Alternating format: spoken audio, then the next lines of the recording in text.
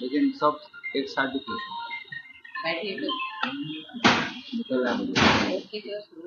चलो नगरमध्ये अक्षय कर्डिले म्हणून आमदार आहेत.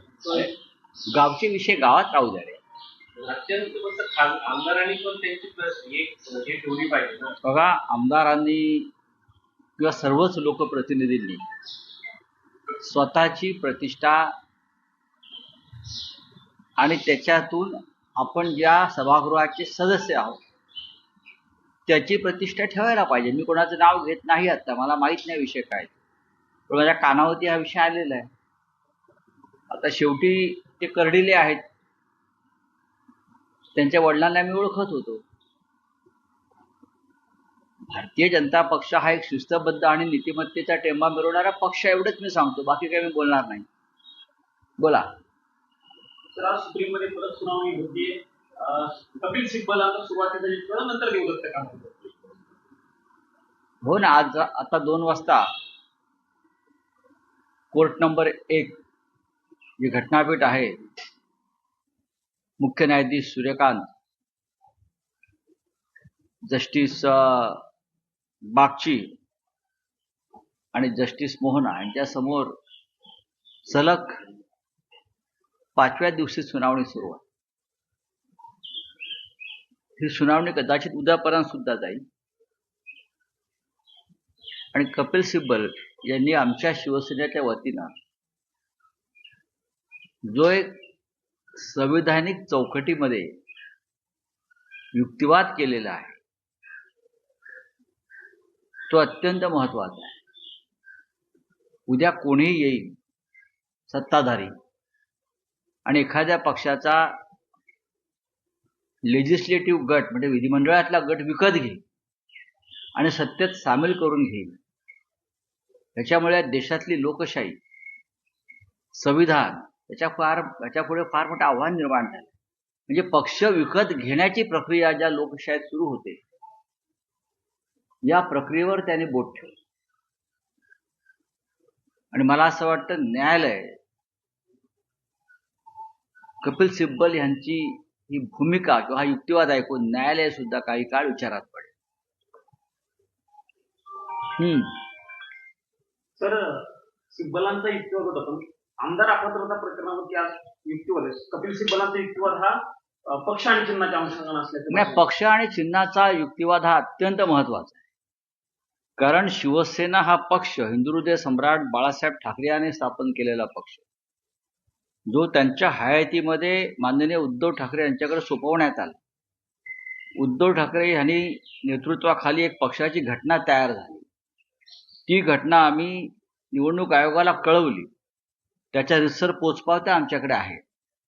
आणि ते म्हणतात की हा पक्ष हा अनडेमोक्रेटिक, अलोकशाही आहे, अलोकशाहीवादी आहे. असे विचित्र युक्तिवाद निवडणूक आयोगानं त्यांच्या निर्णयात दिलेले. पक्ष आणि चिन्ह हेच महत्वाचं आहे ना. या पक्षावर जो पक्ष एका घटनात्मक रीतीने चालवला गेला, एक घटना तयार करून, आणि पक्षामध्ये आमचं सगळ्यांचं बहुमत असताना निवडणूक आयोगानं अमित शहाच्या दबावाखाली, कोणाच्या, अमित शहाच्या दबावाखाली हा पक्ष एकनाथ शिंदेना विकला 5,000 कोटी. मी आकडा सांगतोय, त्याची किंमत 5,000 कोटी पक्ष विकत घेण्याची. आता ह्याच्यामध्ये स्वतः निवडणूक आयोग आणि कोण कोण सामील आहेत त्याचा हिशोब ते देतील. त्याकडे आम्ही येऊ नंतर. 5,000 कोटी त्यावेळेला खर्च झालेले आहेत. या सगळ्या प्रक्रियेत आमदार फोडणं, आमदार गुवाहाटीला नेणं, सुरतला नेणं, तिथून गोव्याला आणणं आणि पुढे निवडणूक आयोगामध्ये हे सगळं सेटिंग आणि बिटिंग करणं, ह्याच्यामध्ये 5,000 कोटी रुपये हे जनतेचे पैसे खर्च झाले. आणि हा पक्ष अमित शहांच्या शेअर मार्केटमधून विकला गेला. आणि निवडणूक आयोगानं त्याच्यामध्ये दलालाची भूमिका बजावली. निवडणूक आयोग हा एजंट आहे या पक्ष विकण्यामध्ये. आणि आता परत निवडणूक आयोगानं असे 4 पक्ष विकलेले आहेत. आमचा, त्यानंतर शरद पवार साहेबांचा, आता तृणमूल काँग्रेसचा, आणि अजून एक पक्ष मधल्या काळात अशा प्रकारे विकला गेला. ही विक्री निवडणूक आयोग जर करत असेल लोकशाहीची, तर देशात उरलं काय? मी जो आकडा सांगतो हा आकडा खरा आहे. कदाचित याच्यापेक्षा जास्त आकडा त्यांचे लोक सांगू शकतील, मेंढ्यांचे. पण मी जो हिशोब केला, कोणाला कुठे किती, डेप्युटी इलेक्शन कमिशनरला एक कागद दिलाय आम्ही, त्याची सही आहे. आमच्या नवीन घटना प्रक्रियेसंदर्भात. आणि निवडणूक आयोग सांगताय की आम्हाला तुमच्या पक्षाच्या रचनेसंदर्भात आणि घटनेसंदर्भात कोणताच कागद प्राप्त झाला नाही. यासाठी खोटं बोलण्यासाठी असं खूप मोठी किंमत मोजावी लागते, ती मेंढ्यांनी मोजली. तुम्ही आकडे सांगताय, पुरावे काय? भ्रष्टाचाराला पुरावे असतात त्या देशामध्ये. एखादी घटना जर विकली जात असेल, लोकशाही विकली जात असेल, त्याला पुरावे नसतात ना. पुरावे ठेवून त्यांनी पक्ष विकला हाच पुरावा आहे ना. ज्या पद्धतीने निवडणूक आयोगाच्या संदर्भात कोर्टामध्ये आम्ही निवडणूक आयोगाच्या विरुद्ध कोर्टात गेलेलो आहोत त्यांच्या निर्णयाविरुद्ध. लक्षात घ्या, हा पक्ष शिंद्यांना सहज मिळाला नाहीये मेरिटवर. हा पक्ष विकला गेला, विकत दिला, आपला अधिकाराचा दुरुपयोग केला, आमचं म्हणणं ऐकून घेतलं नाही. त्याची किंमत मेंढ्यांनी निवडणूक आयोगाला मोजली आणि अमित शहा त्याच्यामध्ये सहभागी होते. तुमचा हा निकाल जो सुप्रीम कोर्टामध्ये लागेल, हा आगामी काळासाठी दिशादर्शक असेल. माइलस्टोन, ज्याला आपण म्हणतो की माइलस्टोन जजमेंट. या देशात लोकशाही राहील की नाही, या देशामध्ये संविधानाचं प्रतिष्ठा राहते की नाही, आणि ह्या देशामध्ये अशा प्रकारची मनमानी यापुढे होणार की रोखली जाईल, या संदर्भातलं जजमेंट, निर्णय आणि निकाल आम्हाला अपेक्षित आहे. हा देश वाचवायचा असेल आणि या देशातली लोकशाही वाचवायची असेल तर सर्वोच्च न्यायालयाला जे कायद्याचं उल्लंघन झालंय, जी पक्ष विक्री झाली, त्या संदर्भामध्ये तटस्थपणे निर्णय घ्यावा लागेल. आम्ही स्वतः समोरचा जो आमची रायव्हल पार्टी आहे त्यांचा सगळा भर सेटिंगवर आहे. ते ठामपणे सांगतात निकाल आमच्या बाजूने लागेल. सुप्रीम कोर्ट तुम्ही विकत घेतला, ते ठामपणे सांगतात नाही नाही निकाल आमच्या बाजूने. तसं आम्हाला वचन दिलेलं आहे. प्रॉमिस, फेवर कोणी प्रॉमिस दिलाय? नरेंद्र मोदींनी. कोणी प्रॉमिस दिलाय?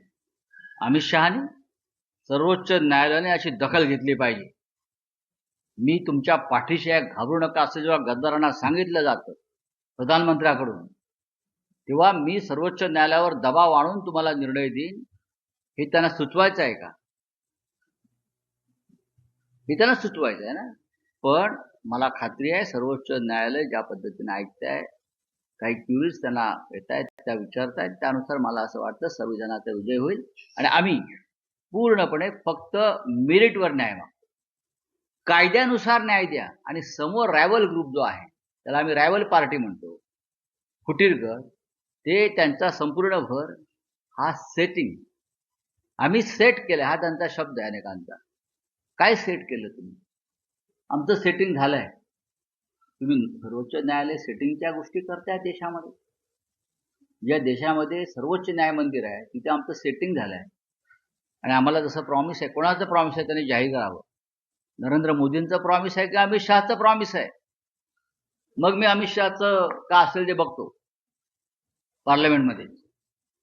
तर ह्या धरून काल अमित शहा म्हणतात की मी तयार आहे चर्चेला. खोटे बोलतो तो माणूस. अहो, घाबरलेला माणूस आहे. पाय लटपटतायत, बघा तुम्ही त्याचे हात लटपटतायत. खेळ संपलाय त्यात. भविष्यात ते रिशफलमध्ये मंत्रिमंडळाच्या ते मंत्रिमंडळात जातील की नाही याची शंका मला वाटते. हे मी अत्यंत हे विधान धाडसी जरी असलं तरी खरं आहे. या देशामध्ये सध्या ज्या सगळ्या नकारात्मक गोष्टी घडतायत आणि त्याचं खापर नरेंद्र मोदींवर फुटलं जात आहे, त्याला जबाबदार स्वतः अमित शहा आहेत. हे मोदींना पटलेलं आहे. वाद आहे दोघांमध्ये, कळेल तुम्हाला लवकर. हे मुळात अमित शहाना संसदेमध्ये येण्यापासून रोखले कोणी? आम्ही खासदार आहोत साधे, आम्ही संसदेत जातो, तुम्ही तर गृहमंत्री आहात. अमित शहाने या देशाचं तात्काळ उपपंतप्रधान व्हायचं आहे आणि मोदीने त्याला नकार दिला. ही माझी बातमी. मला उपपंतप्रधानपदी ताबडतोब नवीन रचनेमध्ये घोषित करा. मी तुमचा वारसदार म्हणून मला घोषित करा. आणि मोदींनी त्याला स्पष्ट नकार दिलेला आहे. हे जे मी सांगतोय हे 100% सत्य. उनको डिप्टी प्राइम मिनिस्टर तुरंत होना है और मोदी ने उनको नकार दिया. तर ते काल जलजीवन मिशनची एक बैठक झाली बाकी जे सांगितलं जातं की मोदी नंतर कोण, त्या व्यक्तींना देखील मुळात मोदीनंतर अमित शहा नक्कीच नाही. आणि मोदीही किती काळ राहतील 29 पर्यंत त्याच्याविषयी देशाच्या मनात शंका आहे. यापुढलं आंदोलन जे आहे जेएनजी आणि देशभरामध्ये हे ईव्हीएमच्या विरुद्ध असेल, लक्षात घ्या. पण त्यामुळं पक्षांतर्गत भाजपमध्ये काही वाद आहे असं वाटतं. पक्षांतर्गत ज्या गोष्टी आहेत त्या पक्षाच्या त्यांच्या आहेत, त्याच्यावरती मी बोललो. मित्र राहिले आम्हाला माहिती आहे त्यांच्या पक्षात मुळात त्यांचा पक्षच नाहीये. काँग्रेस, राष्ट्रवादी काँग्रेस, तृणमूल काँग्रेस असे अनेक पक्ष पडून निर्माण झालेला ती एक कॉलनी वसाहत आहे सध्याची. ती केव्हा उद्ध्वस्त. तुम्ही म्हणता पुढचं आंदोलन हे ईव्हीएमच्या विरोधामध्ये असेल तर ते दिनदिनकडनं म्हणजे कॉर्पोरेट जनता पार्टी सारख्या संघटनांकडे असणार आहे की तुम्ही राजकीय पक्ष म्हणून तुम्ही त्याला मी राजकीय पक्ष म्हणून म्हणत नाही, पण या देशातल्या तरुणांनी असं ठरवलेलं आहे. ही माझ्यापर्यंत माहिती आलेली आहे. याच्यामध्ये कदाचित जेएनजी सुद्धा उतरू शकेल. तर एक प्रश्न आपल्या प्रकरणाला धरून आहे की तुमच्या प्रकरणाचा इतका महत्वाचा सगळे इश्यूज त्यामध्ये इन्व्हॉल्ड असताना सुद्धा राष्ट्रवादी काँग्रेस पक्षाचं प्रकरण जे आधी याच सोबत ऐकलं जाणार होतं ते आता ऐकलं का जात नाहीये. नाही, एक लक्षात घ्या, राष्ट्रवादी काँग्रेसचे जे प्रमुख वकील आहेत ते आमच्या सुनावणीच्या वेळेला उपस्थित असतात. अख्ख्या देशाचं लक्ष हे आमच्या सुनावणीकडे आणि त्यानंतरच्या निकालापत्राकडे आहे. आमचं आर्ग्युमेंट संपलं, कदाचित निकाल लागल्यावरही ताबडतोब राष्ट्रवादी काँग्रेस पुढे येईल, मग तृणमूल काँग्रेस आहे. तर अभिषेक मनोज सिंघवी येतात, त्यांचे इतर ज्युनियर्स उपस्थित असतात, ते नोटिंग करत असतात. चला, थँक्यू. म्हणजे या निकालावर अवलंबून आहे, म्हणजे इतर पक्षांचं या निकालावर देशाच्या लोकशाहीचं आणि संविधानाचं भवितव्य अवलंबून.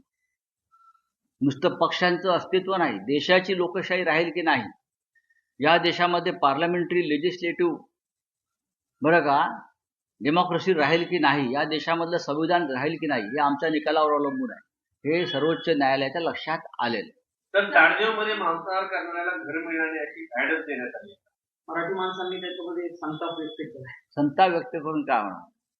फक्त संताप व्यक्त करणे संडाचं लक्षण आहे. बघू आता हे लोडाबिडा असतील सगळं. कल अमित शाह ने बयान दिया कि वो चर्चा के लिए तैयार हैं, विपक्ष जो है चर्चा से भाग रहा है. भाई कोई चर्चा से नहीं भाग रहा है. अमित शाह की भागम भाग चल रही है. जो अमित शाह अब तक सीना तान कर आते थे, ऐसा ऐसा ऐसा ऐसा है आना चाहिए ना. आप तो मेंबर है ना पार्लियामेंट के, आप गृहमंत्री हैं, आपको किसने रोका अंदर आने से? आप थोड़े चर्चा के लिए अंदर आने वाले हैं. आकर बैठो तो सही, आकर तो देखो भाई, मजा आता है बहुत. आइए थोड़ा मजा तो लो. हाँ, हमको भी मजा लेने दो. Sir, no Marathi, no auto, no taxi, ये नया कानून महाराष्ट्र में 15 अगस्त से लागू हो रहा है. देखिए, मराठी समझना चाहिए. किसी भी राज्य में आप जाते हो, चाहे पंजाब हो, गुजरात हो, कर्नाटक हो, बिहार हो, हरियाणा हो, हाँ, जो लोग इस प्रकार का व्यवसाय करते हैं, अपने ग्राहकों से उनका संवाद होना चाहिए ना. तो वहाँ की लोकल भाषा सीखनी चाहिए. पूरे देश की बात है, एक राज्य की बात नहीं.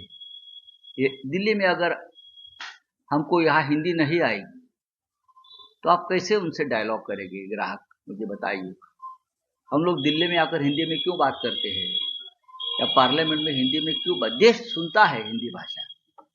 तो महाराष्ट्र में अगर मराठी आती है आपको तो आप ज्यादा अच्छा तरीके से अपना व्यवसाय कर सकते हैं ना. हमने आपको तो बोला नहीं ना यहाँ से निकलिए. भाषा सीखो, ये जरूरी है। सर, जो दुश्मन शर्मा की यहाँ पर जो हाँ। बात लगी थी, 3 जो आरोप उनके लगे थे वो सच सिद्ध हो गए हैं, ये तीनों आरोप। हाँ, तो अच्छी बात है। एसआईटी ने जो उनकी इंक्वायरी की है वो ठीक तरह से की है, लेकिन ऐसे बहुत से यशवंत वर्मा आज भी जुडिशरी में है।